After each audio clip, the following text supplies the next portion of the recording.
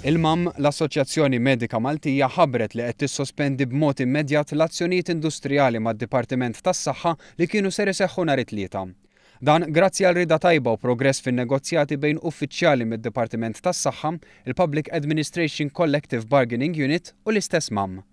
Tkellimna mas segretarju ġenerali tal-MAM, Martin Balzan. Ġifieri aħna issospendejna d-direttivi, issa qed nimmonitorjaw l-implementazzjoni li dak li fil-fatt intqal tassew isir. Dawn id-direttivi kienu jinkludu waqfin ta' sija mix-xogħol mit-tobba fis-settur pubbliku flimkien ma' 24 sija ta' waqfin mill-iffirmar ta' ċertifikat ta' sick leave.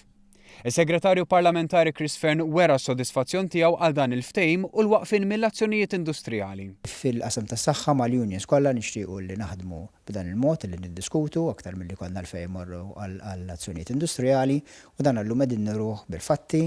Nafu li l-ħaddiema fil-qasam tas-saħħa jixtieqilhom li jkollhom kundizzjoni ta' xogħol tajbin u għalhekk aħna kuntenti li qegħdin anke naslu għal dan il-ftehim, imma mbagħad fl-aħħar mill-aħħar l-ewwel qabel kollox irid nżommu l-interess tal-pazjent fuq qudiemnet.